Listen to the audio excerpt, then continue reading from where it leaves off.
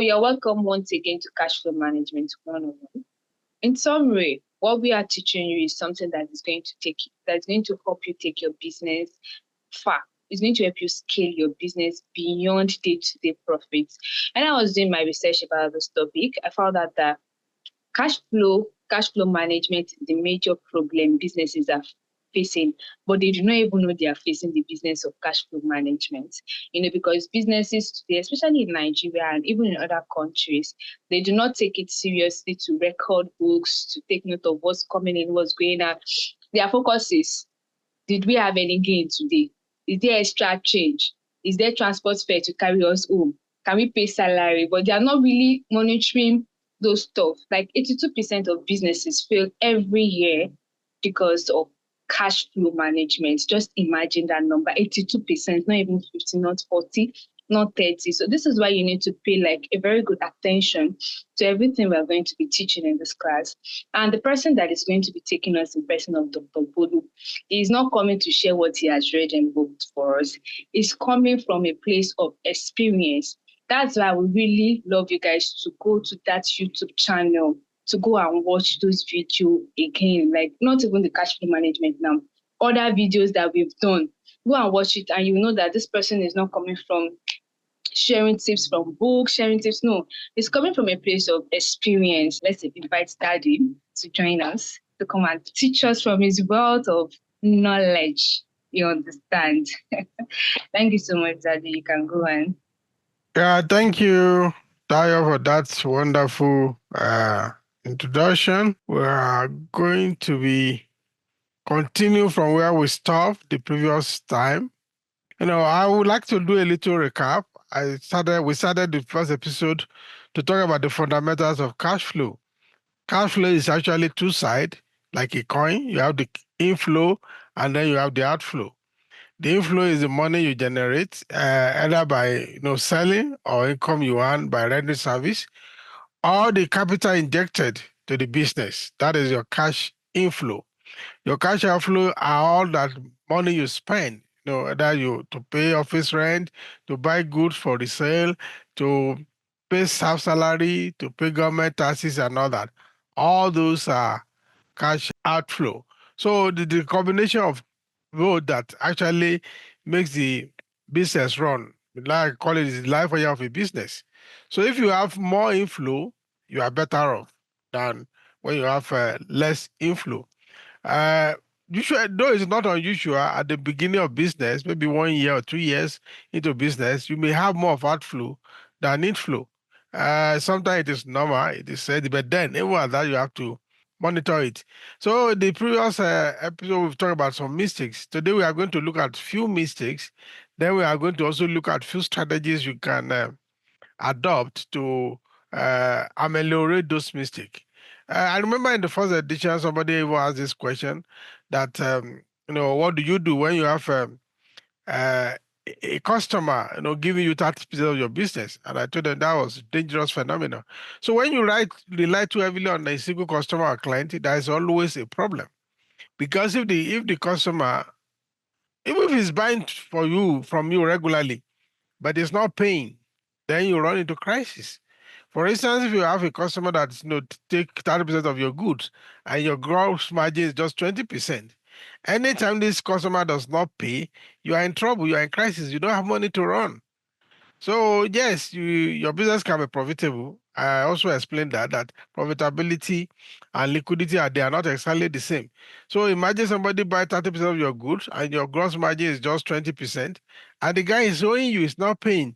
It means that you will struggle. Your working capital management has already been compromised. So it's always very difficult to have an overbearing customer. So it's better you make sure that you spread your business across accounts to reduce risk and ensure steady cash flow.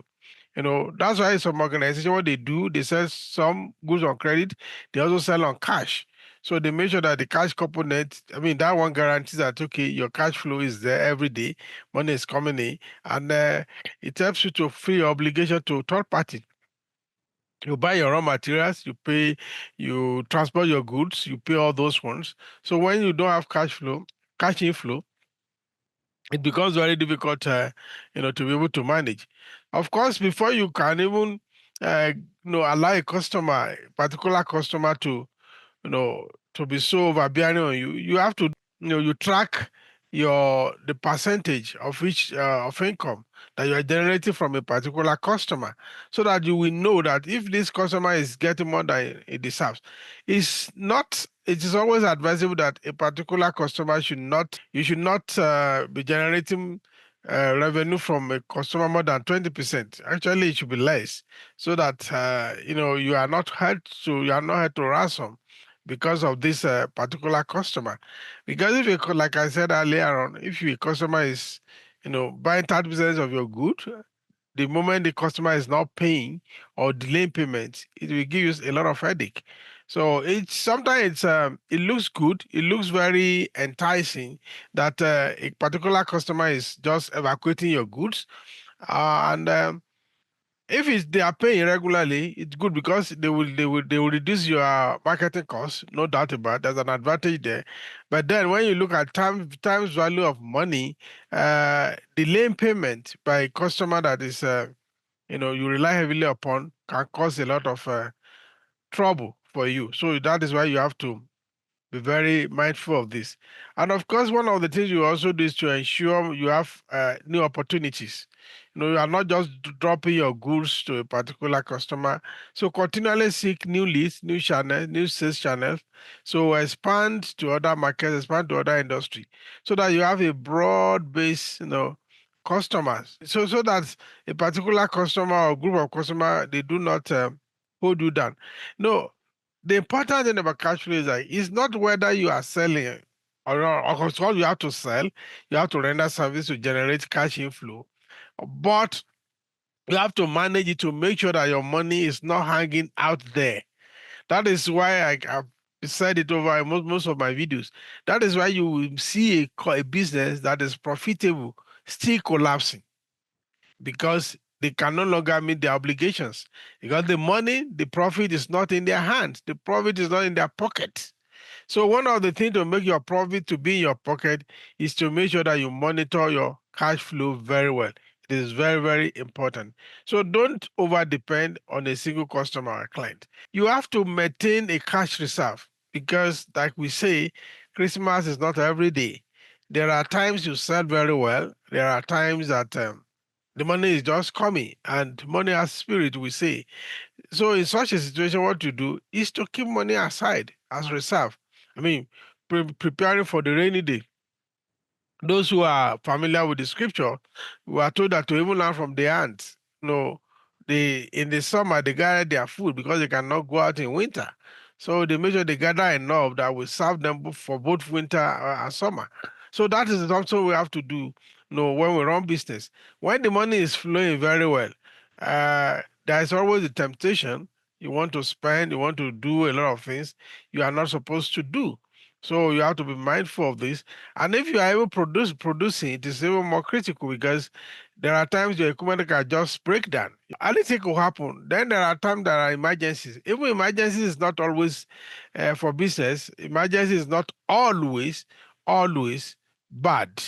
So emergency are things, sometimes opportunity that come. I know some people, when they maybe we talk about Black Friday now coming in December and all that, people buy in bulk in those periods. They buy cheaper, and by January they sell because they have some kind of excess liquidity at their disposal.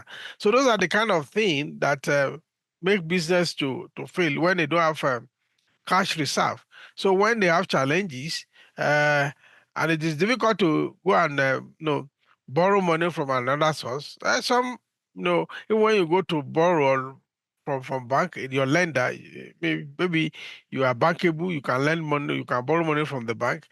The interest they are giving you also may erode your profits. Remember, any third party that is giving you money to run your business is not going to give you free.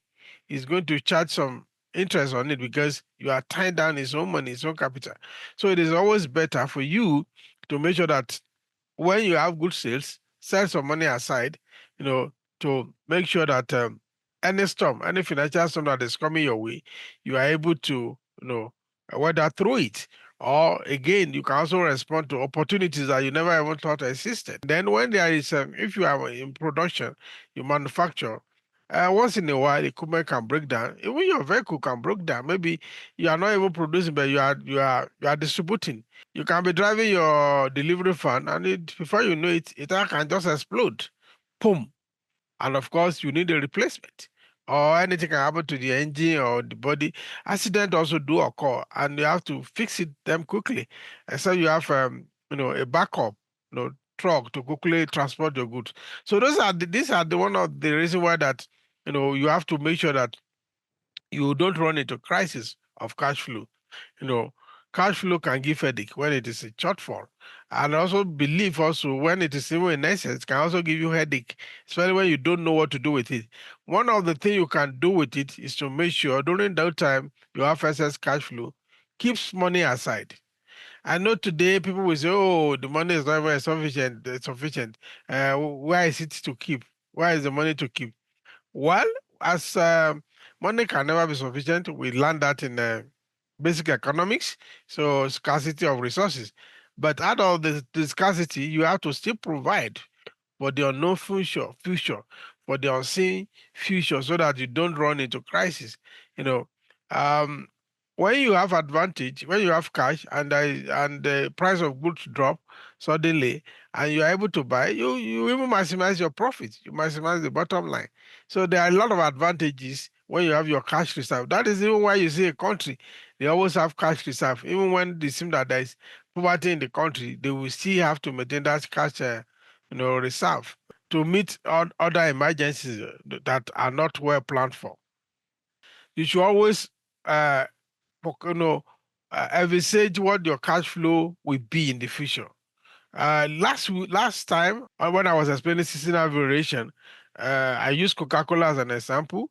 Any carbonated drink, any drink, for instance, from November, especially December, they will sell like they keep on selling. They produce like 24 hours, 24/7 in those periods because there is high demand and the weather is also good. The weather is hot and all that.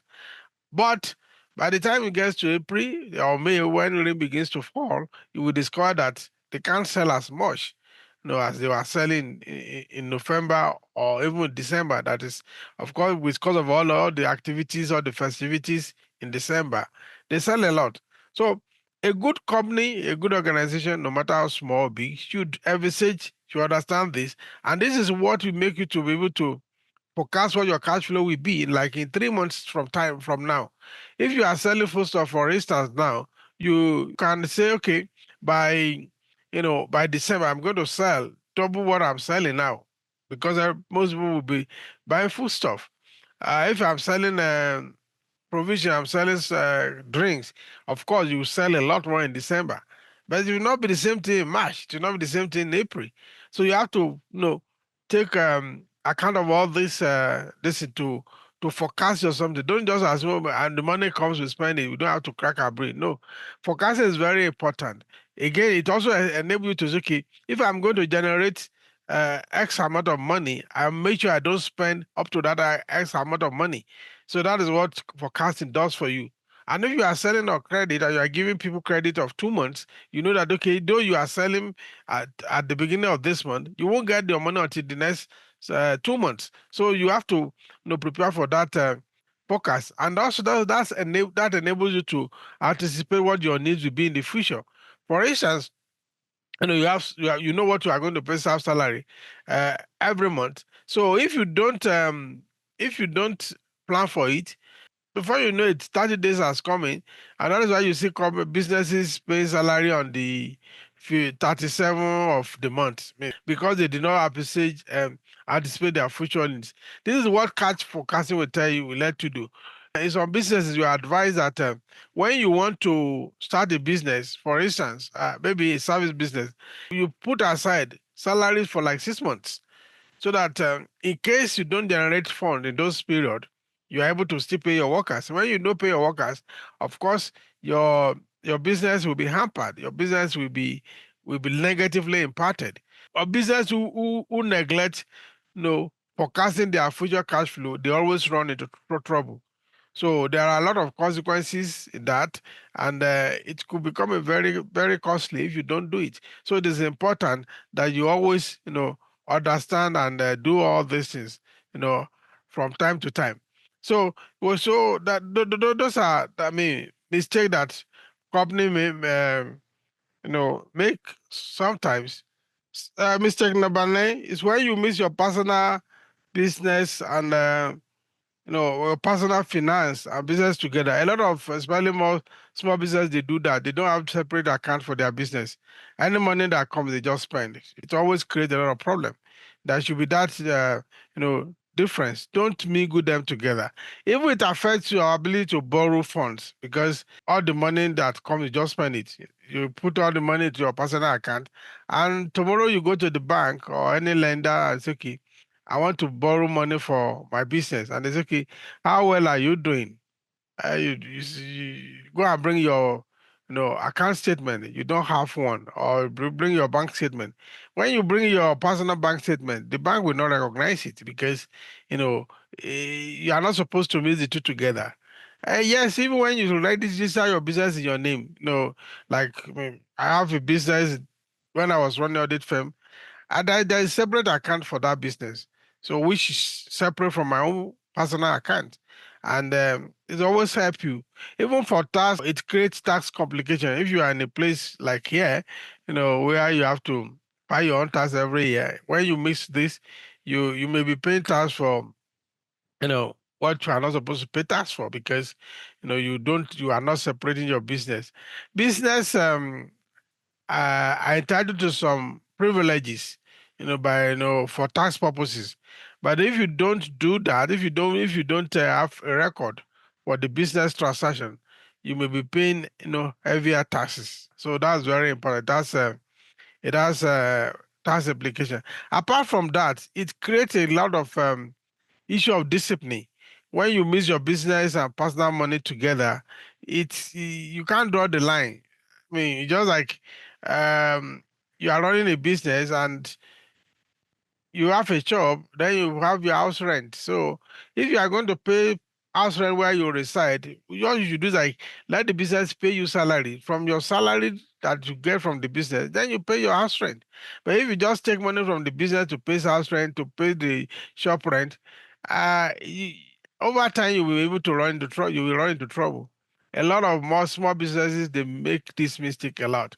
For big businesses, it's not a problem because there's no how you can manage the you mix it. It's not something that is that happens in big businesses. The director's account is different from the company account. You may be paying some charges on current account because again, some people avoid that because they don't want to pay those charges. In the end of the day, at the end of the day, these charges they will pay off because it's part of running your business anyway. It's cost of doing business. So for tax purposes, that's the benefit because you will take advantage of that when you are filing your tax return. I know the issue of tax has not got into that level in Nigeria, but it will surely get there. So don't think it will be like this forever. So another issue is like when you don't have steady cash flow, it could affect your growth. Your business cannot expand when you don't have good cash flow management because expansion requires money. So if you don't, have a cash reserve, you will not be able to expand. There are times you may need to replace your equipment. There are times your business might expand. You want to rent a larger place, maybe, because patronage is increasing. There are times you want a bigger facilities, or you want to invest in new equipment. Even the equipment that maybe a lot more efficient to maintain and all that. So if you don't have enough cash flow, you will not be able to do that. And it's not every time also you will have access to borrowed fund. There are times you will not be able to, get people to lend you money, especially where you don't keep records. You are not bankable. It means you cannot approach the bank for a loan because you don't have a record, you don't have an history. And then they will also look at, the movement of your cash. If every time you are going to account is going to red, they will be very, weary of lending you money. So again, there's an advantage sometimes, when you have enough cash, you can do bulk purchase because, and that give you some discount, which increase your bottom line at the end of the day. So yeah, when you delay payment, also there's a problem. I've said that in the first episode that creditors can wind down your company. Somebody is supplying your credit and you are not paying on time. At times you go, the person will say, "No, I can't do this anymore." If you must come to buy, you have to pay cash, and sometimes you have to buy, out of panic. And when you buy in panic, you pay more, sometimes, or you may even buy what you don't need. So it is very good to track your cash flow, make all the adjustment, and make sure you have savings. The other name for reserve is savings. So and you spread your cash when you know when the money is going to come in, when you understand your seasonal variation and all that. It is very easy to do this thing. But when you don't, when you just put this on auto run, it doesn't work on autopilot. So people don't pay attention to their cash flow. They are happy, they are selling. Sometimes people come to buy goods on credit. They don't care even when they say, okay, I'm going to pay in 2 weeks. They don't keep record to chase it to know that, okay, this guy is due to pay me tomorrow. And, you remind the person a few days before the time. So how do we grow our cash flow? I mean, how do we resolve all this problem?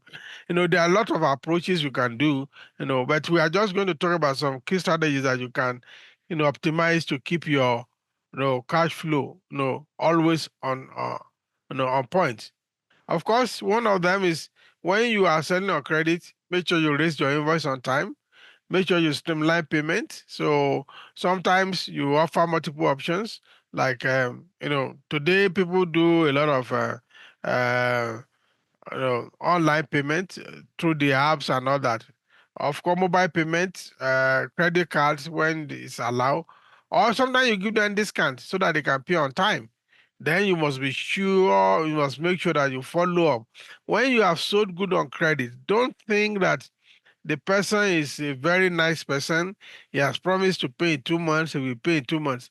Yes, he may be a nice person. Like I said in the first episode, there are two issues, that affect, people paying their debt.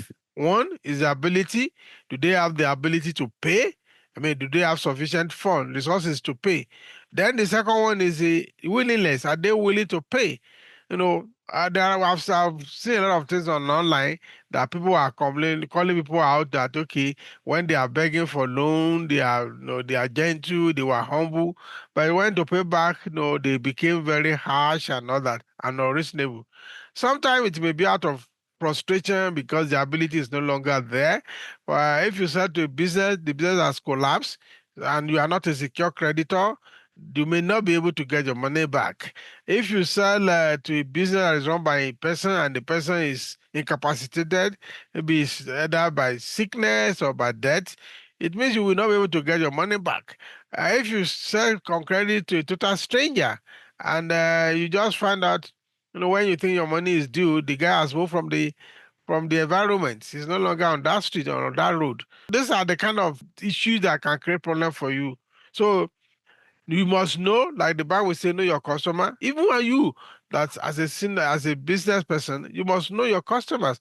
You must know those you can grant credit and those you cannot grant credit. It is very important. Then you have to know how to do budgeting. Budgeting and forecasting. They are, forecasting an instrument that is used by budgeting a lot. It doesn't have to be complicated. You can do it in a simple manner, even on a simple exercise book. Or if you are, there are good app now. You can use if you can use Excel and all that. So you have to understand your cash cycle, which I took earlier on.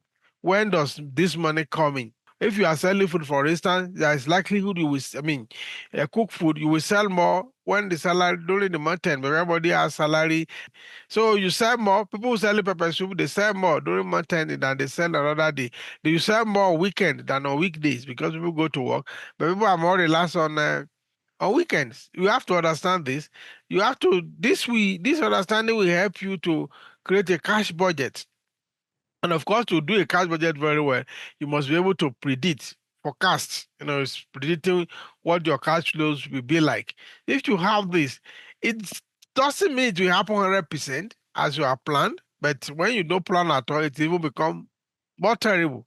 So when you need some basic knowledge about how your business, how it runs, and all that. You must understand the patterns of how money comes in and how it goes out. For instance, if you have when do you pay salary? In some places like in Canada, for instance, now they pay salary every 2 weeks. It's fortnightly.